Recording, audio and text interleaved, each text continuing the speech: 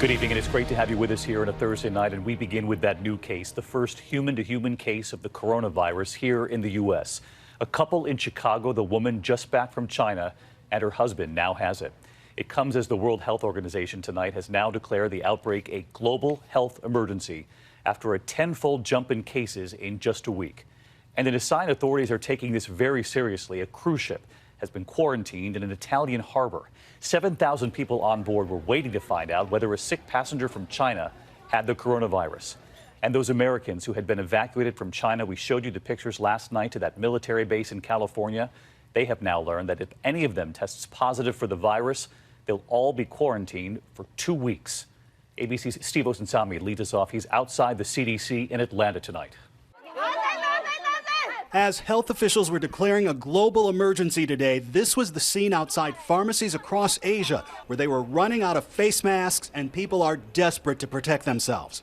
Here in the U.S., what authorities have been predicting for more than a week has happened in Chicago, the nation's first person-to-person transmission of coronavirus. A man in his 60s got it from his wife. She returned from China January 13th, symptom-free, and felt sick 3 days later. Both husband and wife are hospitalized tonight in isolation. I recognize that this news may raise people's concern, but I want to state clearly that this development is something we have been prepared for. Outside China, there are now 98 confirmed cases of people sick with this respiratory disease, and 6 of those cases are here in America.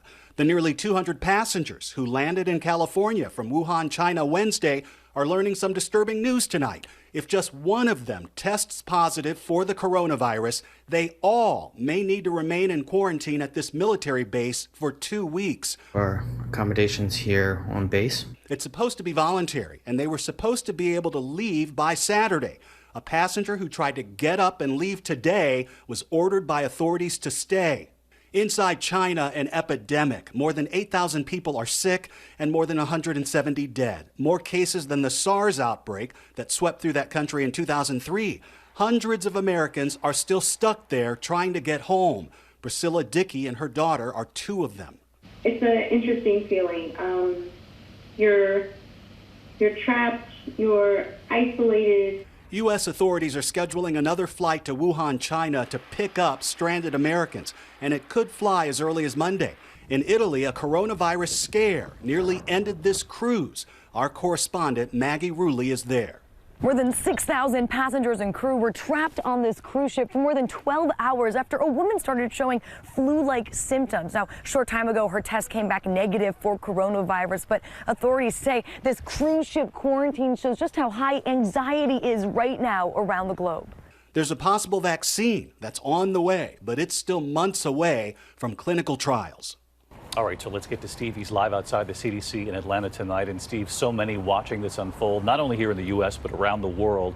What are the symptoms of coronavirus, and who are authorities saying are most susceptible?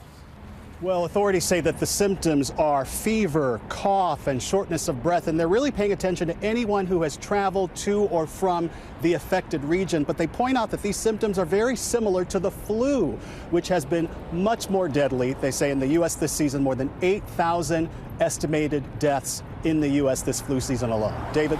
Steve Osunsami leading us off tonight. Thank you, Stephen. Hi, everyone. George Stephanopoulos here. Thanks for checking out the ABC News YouTube channel. If you'd like to get more videos, show highlights, and watch live event coverage, click on the right over here to subscribe to our channel. And don't forget to download the ABC News app for breaking news alerts. Thanks for watching.